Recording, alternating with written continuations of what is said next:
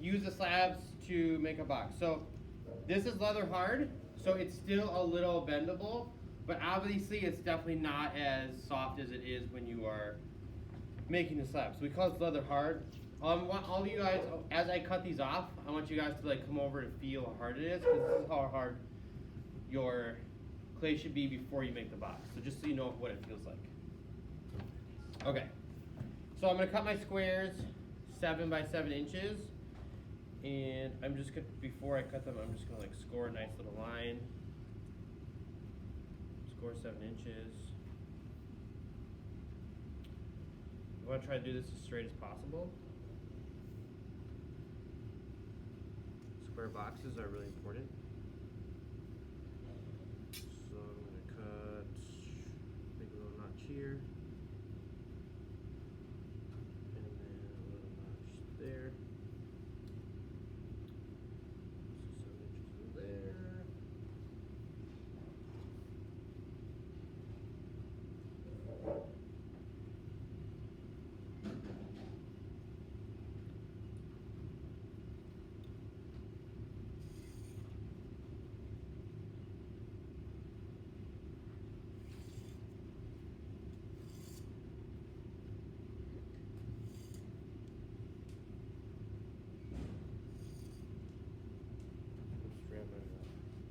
Oh.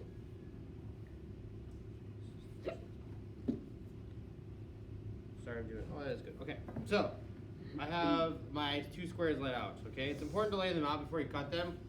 It's like a measure twice, cut once type of deal, right? So I would go back, measure all these. If it's 7 inches all the way around, it should be a square, right? So that should be 7. That should be 7. This should be 7. That should be 7, right? Go back, measure.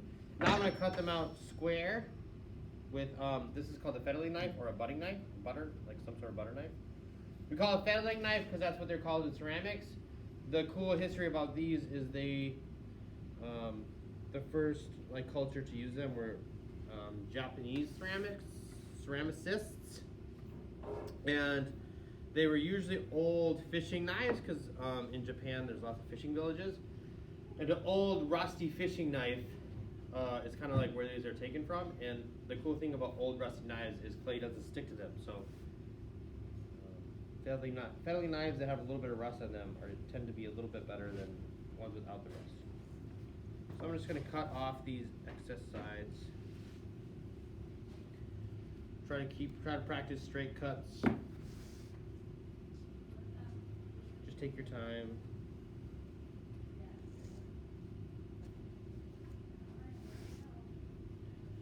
All right, so that guy's good to go.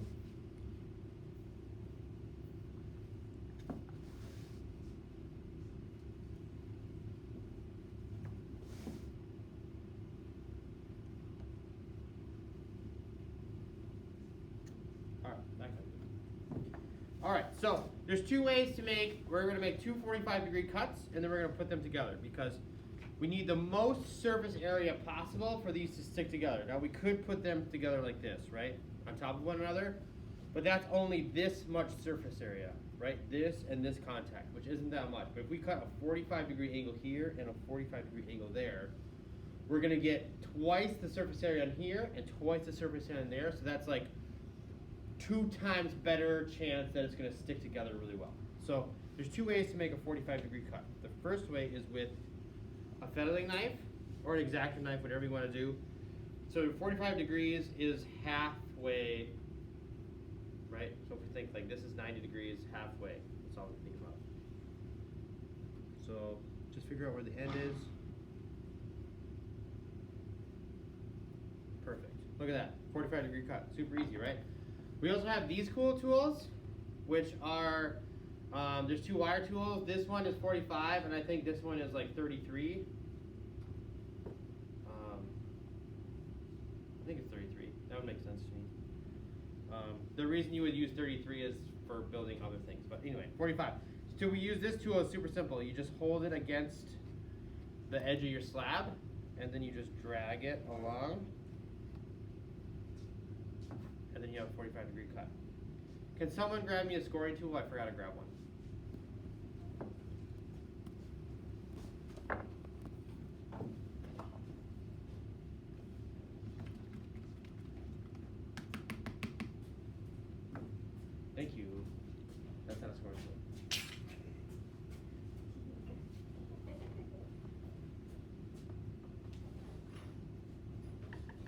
You could use the fettling knife if you wanted, but I don't want to. So, thank you. Okay, so now I'm going to score these up really, really good. Like really, really good.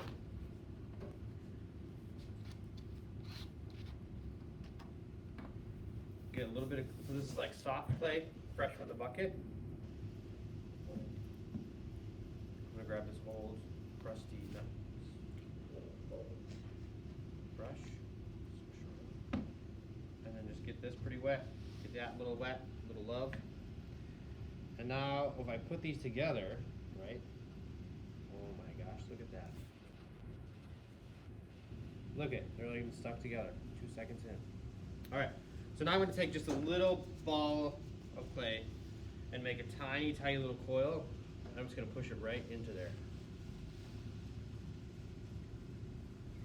And what this is doing is just helping to secure and make a little bit of reinforcement. It's like adding caulk to a joint, right? So we're just making sure that's really good. Then I'll take just a smidge bit of water or slip, and I'm just going to rub my finger along it to make a nice, clean looking seam. And I would cut all the other ones, right? So maybe I should have cut like all the other 45 degrees first. That's probably what I should have done. But in the sense of the demo, I just wanted to get these two together instead of cut all of them. So 45 degree them all in, put them together. I would put at least 3 together in one go, because then it's like it's like really strong, right? 2 is a little flimsy, but if you have 3, that's a really strong corner then, right? Then you can have the other sides. You will need to put the box together completely, so when you get to the top, just you can't like seal it from the inside, right? So make sure you score it really well, push it in there, squeeze the corners really nice, and then you should be good to go. Any questions? Get to work.